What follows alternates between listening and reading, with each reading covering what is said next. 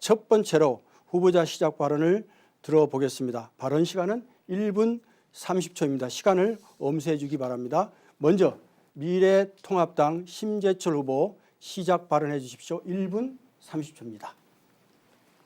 문재인 정부 3년 만에 경제 폭망, 안보 해체, 민생 파탄, 외교 고립, 국가가 위기에 내몰렸습니다.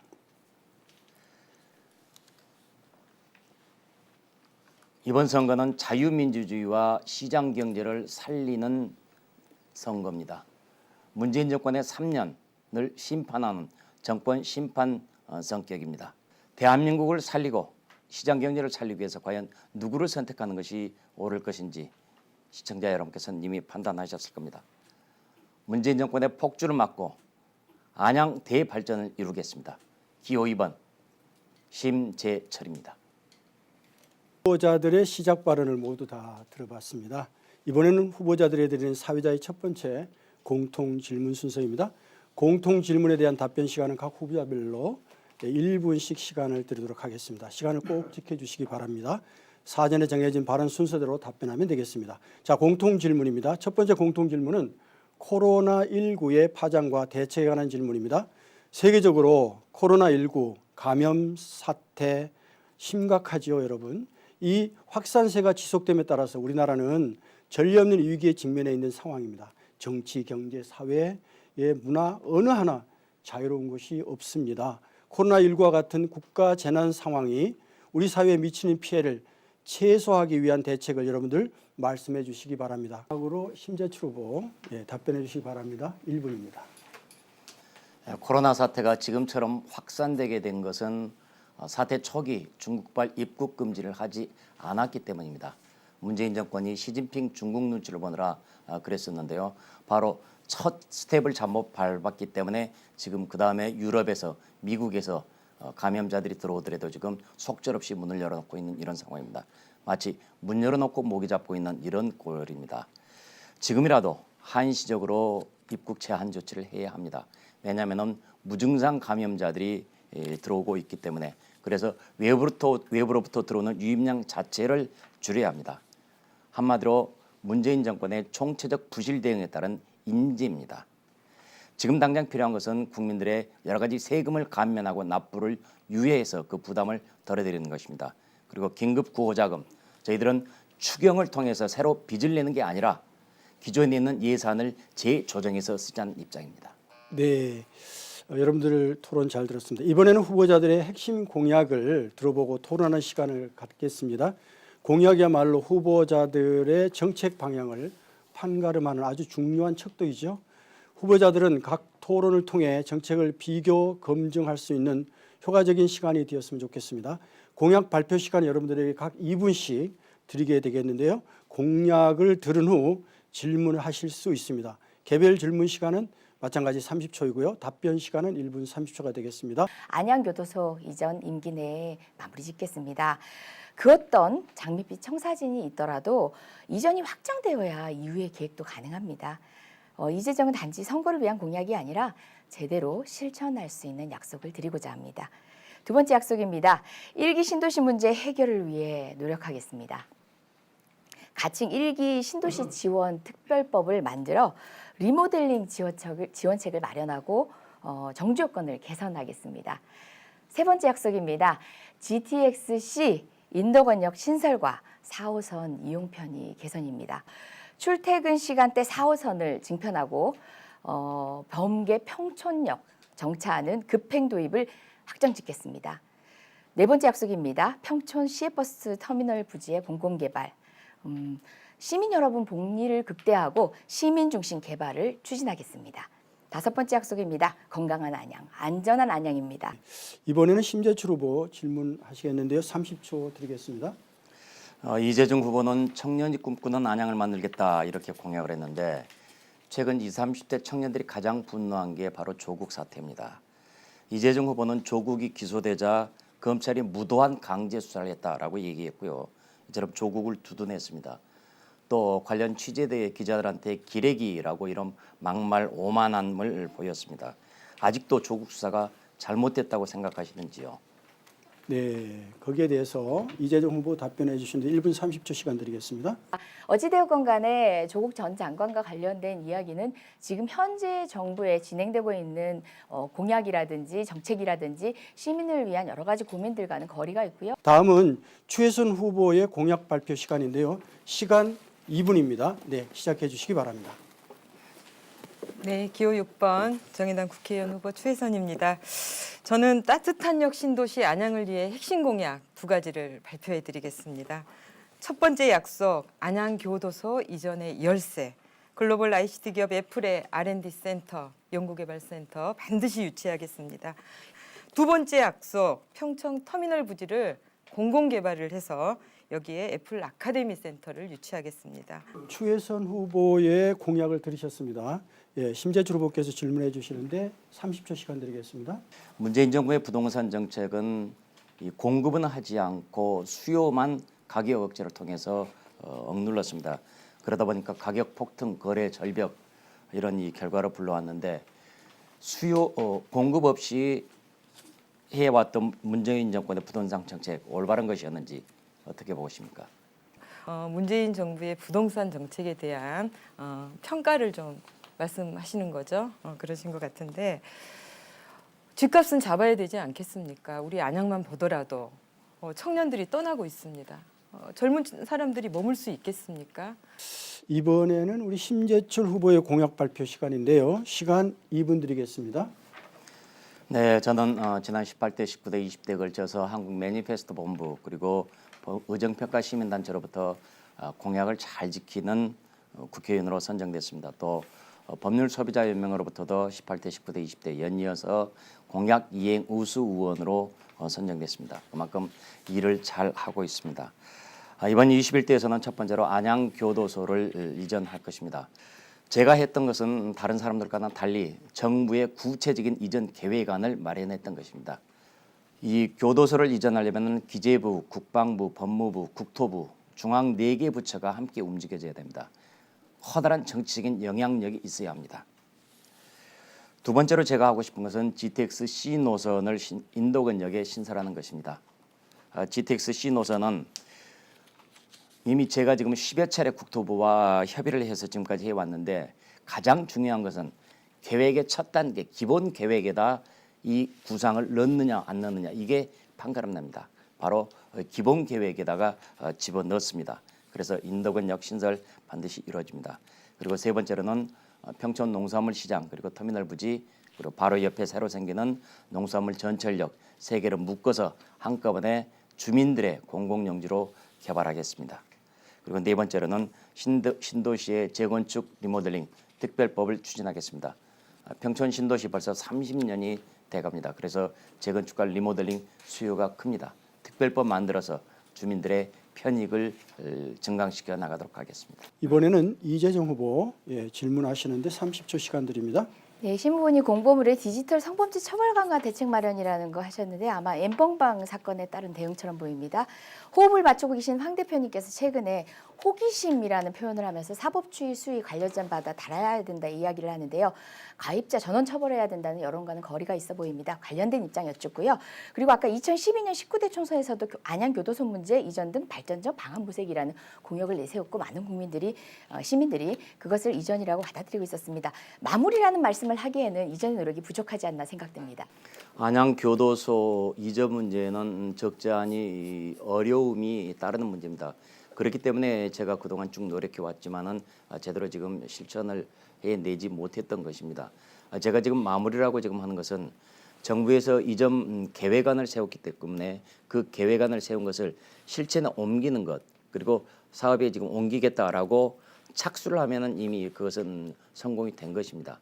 마무리가 된 거라고 볼 수가 있습니다. 실질적으로 공사 이전에서 준공하고까지 공사까지 갈 필요가 없기 때문에 그 방침을 결정하는 것이 가장 중요한 것이다라는 점에서 제 임기 내 21대 국회에서는 반드시 그 부분들을 성공시켜낼 수 있다. 그리고 그 성공시켜낼 수 있는 배경에는 초선 재선의 의지만 가지고는 되는 것이 아닙니다.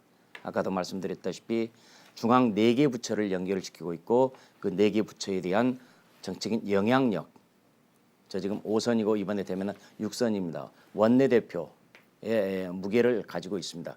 충분히 이 일을 해낼 수가 있습니다.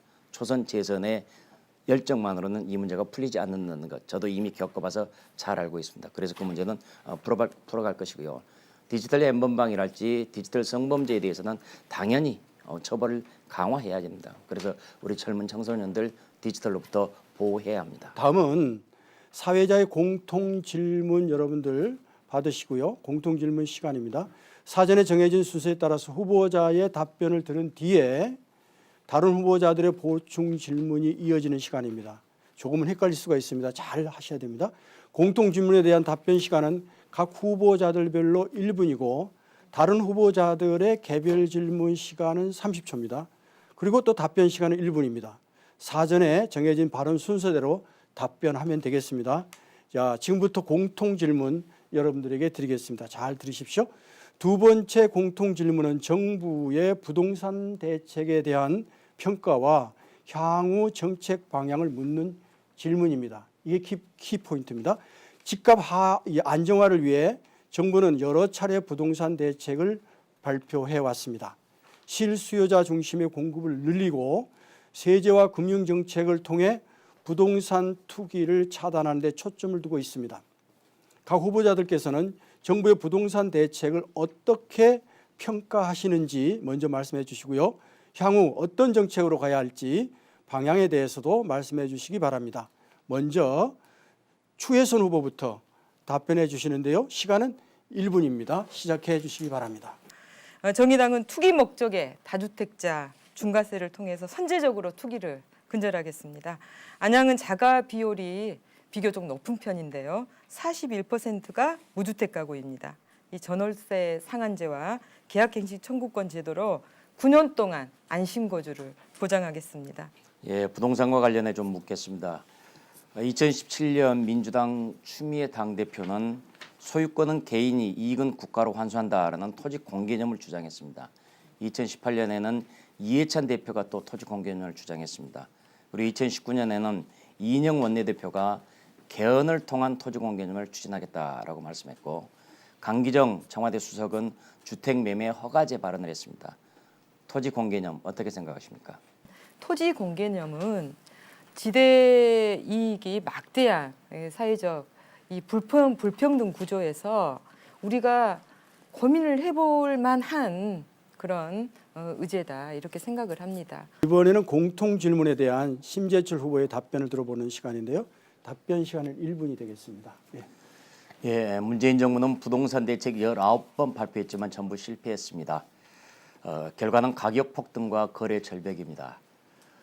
공급은 하지 않고 수요만 규제했던 잘못된 정책이기 때문이다. 우리 안양도 조정 대상 지역으로 규제가 됐습니다. 부동산 대책, 수요와 공급의 원리에 충실해야 합니다. 공급하지 않고 수요만 틀어막아가지고는 절대 안 됩니다. 저는 공급을 늘리는 방법으로 노후 공동주택의 재개발 재건축 규제 완화하겠습니다. 그리고 또한 거래세, 보유세 감면하고 인하시켜서 거래 활성화시키겠습니다. 그리고 주택담보대출 기준도 완화해서 서민들의 부동산 주택 구입 여건도 개선시키겠습니다. 문재인 정권의 분양가 상한 정책 매우 잘못된 대표적인 정책입니다. 폐지시켜야 합니다. 그래서 우리 국민들의 세금 폭탄 막아내야 합니다. 네. 네, 미래통합당 그리고 심재철 후보의 공약을 보면은 각종 규제 완화라든지 세제 혜택 대출 규제 완화에 집중을 하고 계신데요. 집으로 인해서 고통받는 세입자의 주거 문제라든지 주거 정책의 최우선 대상이 돼야 되는 저소득층, 주거 취약계층의 주거 문제 해결을 위한 복지 정책에 대해서는 언급이 부족해 보입니다. 저소득층과 주거 취약계층에 대한 미래통합당 그리고 심재철 의원님의 계획을 밝혀주시기 바랍니다.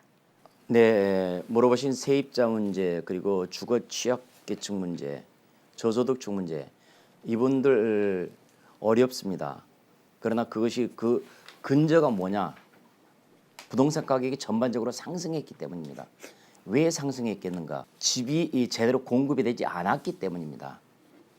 그래서 지금 한편에서는 부동산들 당연히 공급을 해야 되고 공급 대책으로 해서 집을 만들어야 되고 그리고 한편에서는 저소득층과 취약계층을 위한 별도의 대책들을 따로 만들어야 됩니다.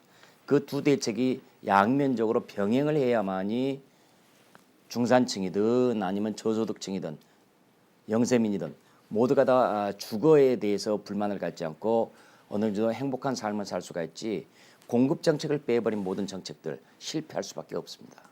저도 이 세입자를 위한 정책이 공약이 전혀 미래통합당은 부족하다. 심재철 후보도 부족하다 이렇게 봤고요. 신혼부부 전월세 대출 한도 늘려주는 것 말고는 없습니다. 확인을 해보니. 그러나 공급을 늘려서 가격을 잡겠다. 그러나 공급을 늘려서 가격을 잡을 수 있는 건 투기를 막아야 가능한 거 아니겠습니까? 주택에 대해서 돕는 것은 직접 돈을 주는 지원을 하든지 아니면 빌려주는 대출을 하든지 두 가지입니다. 지원을 하면은 국민의 세금 부담이 그만큼 커지는 것이고 대출을 쉽게 해주려면은 이자율을 낮춘달지 여러 가지 상환 기간을 길게 해준달지 여러 가지 이득을 주는 것이죠. 그래서 이 부동산이라는 제품도 하나의 상품으로서 이것과 관련해서는 지원 정책을 쓸 것이냐 아니면은 대출 완화 정책을 쓸 것이냐 그 두 정책을 잘 혼합을 해야 됩니다. 그래서 그 정책 믹스를 해야만이 부동산에 관해서 효과적인 정책들이 나오는 것이지 어느 하나만을 따지고 저소득층 지원해야 된다. 무조건 지원하자. 이것만 가지고도 일이 풀리지가 않습니다. 공급 정책 그리고 지원 정책, 대출 정책 한꺼번에 믹스해야 하는 부동산 믹스 정책이 기묘한 상황입니다. 네, 이제 후보자 간 토론을 마무리할 시간인데요. 오늘 토론한 내용에 대해서 강조하고 싶거나 미처 못하신 말씀들 맺은 말로 들어보도록 하겠습니다. 발언 시간은 한 분당 1분 30초씩 드리도록 하겠습니다. 먼저 심재철 후보부터 마무리 발언 해주시기 바랍니다. 1분 30초입니다. 시작해 주십시오. 예, 저 심재철은 20대에는 민주화운동 그리고 30대에는 방송민주화운동에 투신했습니다. 그 때문에 옥고를 2번이나 치르는 등 개인적인 희생도 있었지만 국가와 사회를 위해 헌신했습니다. 그러다가 이후에 교통사고로 장애를 입고 있었습니다. 그러나 큰 사고에도 불구하고 결국 살아남았는데 이 목숨 은총이고 축복입니다. 그래서 제 남은 여생 국민을 위해서 사회를 위해서 봉사하겠다 하면서 정치에 투신해 왔습니다. 저는 20대 국회에서 의정 잘했다고 이 의정 수상 18개를 받았습니다. 그만큼 국민의 대표 일꾼으로서 누구 못지않게 최선을 다해 일해왔다고 생각을 합니다. 중앙무대에서도 계보 따라서 이리저리 줄 서지 않았습니다. 제 소신에 따라서 양심의 원칙에 따라서 지금까지 일을 해왔습니다. 그러면서도 지역구 발전 일, 공약 챙길 것 다 챙기고 꾸준하게 잘 해왔습니다. 그래서 중앙무대와 이 지역무대 모두 다 함께 일 잘해왔던 저 심재철 국민 여러분께서 다시 한번 우리 유권자 여러분께서 다시 한번 선택해 주십시오. 대한민국과 안양의 발전을 위해서 여러분이 선택하실 사람 기호 2번 미래통합당 대표 일꾼 심재철입니다.